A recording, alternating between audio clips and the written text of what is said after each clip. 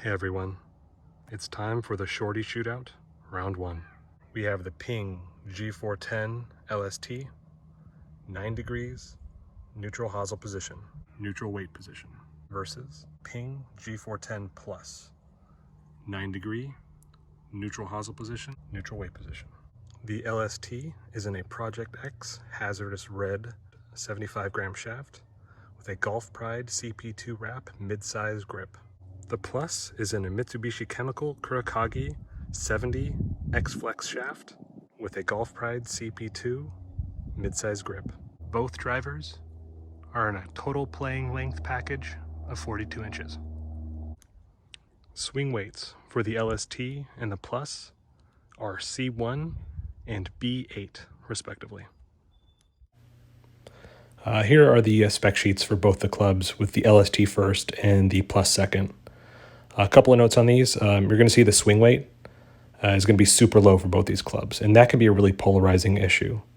I think lots of people see that the swing weight is below the normal D1 to D5 range, and they think they need to react by adding a ton of hot melt or tungsten weights to the head of the club in order to get the numbers correct.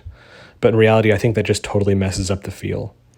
I think a much better indicator of how a club feels or how it's going to play is the total weight of the club. You'll see the total weight here is coming in about 340 grams. That's actually going to be about 20 grams heavier than a normal driver, which comes in at around 320 gram total weight. And that's due to the heavier shafts and the heavier grips that I put on my shafts. So really, despite the ridiculously low swing weights, the clubs, to be perfectly honest, feel fairly normal to me and fairly easy to swing. And I think we really sort of, as a bunch of club nerds, need to stop looking so hard at the swing weight number and start looking at the club more holistically with the total weight and how it feels to swing.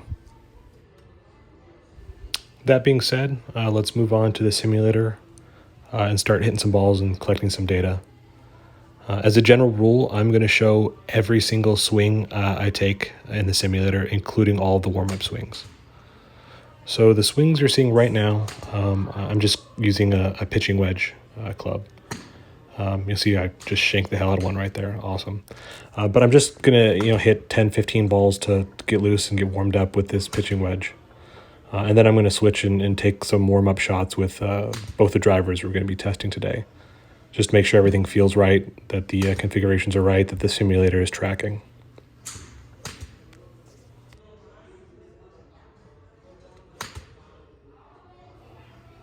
Now we're moving on to the G410 Plus driver.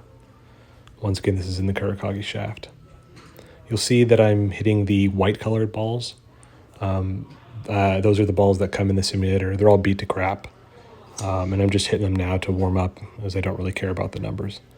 I brought some yellow balls there, you'll see off to the side. Those are Strixon Z-Star XV balls, which will be a much better performer when it comes to ball speed and launch angle. So we're just going to hit a couple warm-up shots with both the drivers. And once I'm feeling pretty confident that I'm going to be able to put some good swings on the clubs, we'll move on to the yellow balls and start recording some data.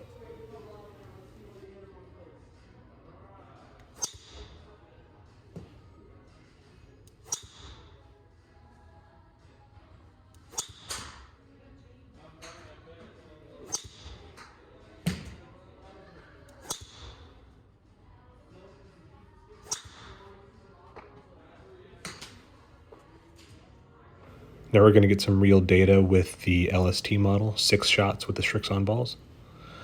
I'm swinging at about 80% power. The point of shorty drivers is to hit the fairways, not to hit bombs.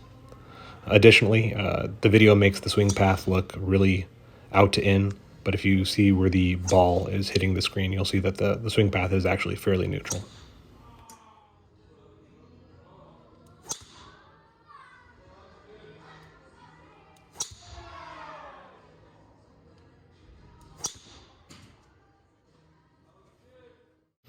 Here are the data from the LST model. You'll see in that batch I hit one bad shot, pulled it off to the left. So this first shot is all of the shots. This next shot is with that bad shot removed. You'll notice that the backspin numbers and the max height numbers are like off the charts high. Just ignore those. The simulator does not capture that information correctly.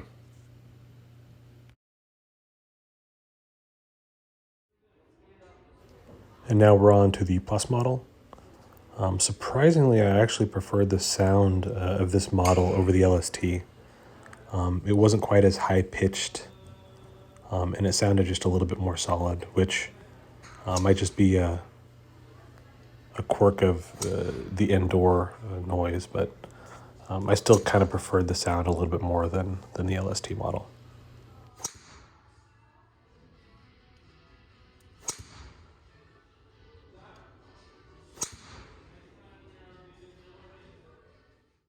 Here's the data for the first 6 shots of the Plus model. The grouping was super tight, really impressive.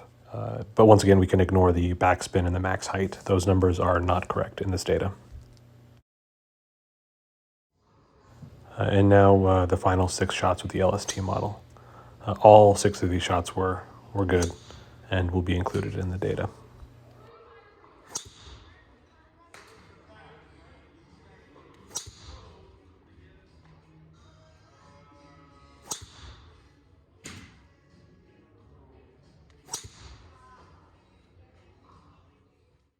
Here are the final 6 shots from the LST model.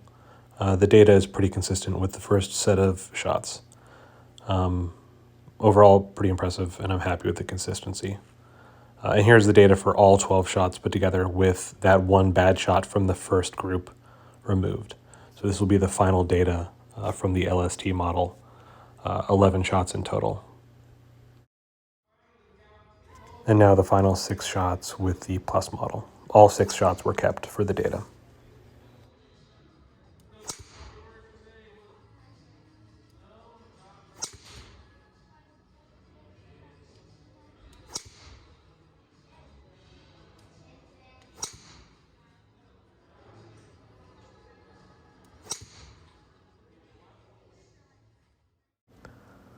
Once again, here are the final 6 shots with the Plus model. Everything was fairly consistent with the first 6 shots. And now we have all 12 shots combined. We will be using all 12 shots in the final data. There were no bad shots with the Plus model.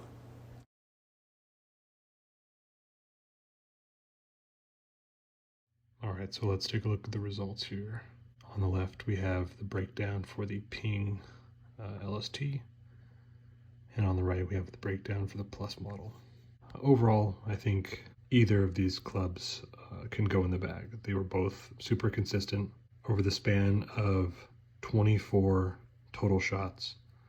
I hit a grand total of 1 poor shot, and that was with the LST model.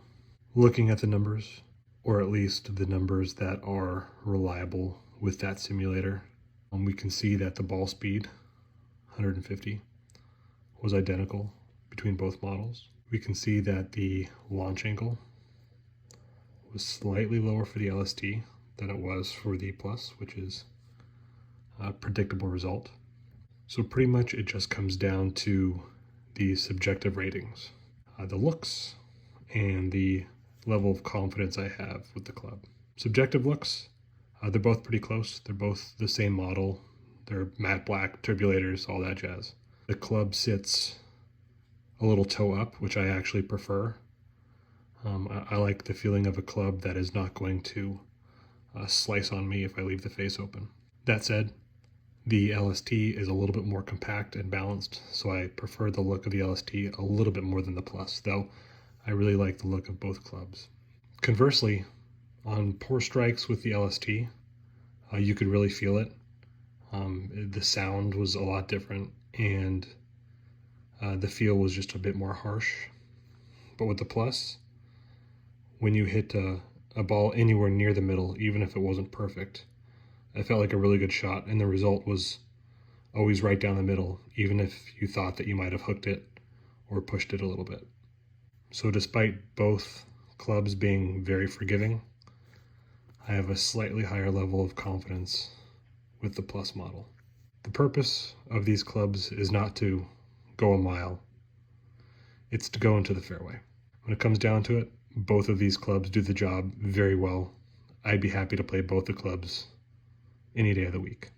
That said, for this metric or for this measurement, I'm going to have to give the Plus model an A and the LST model an A-, with the Plus model taking the win between the two ping clubs.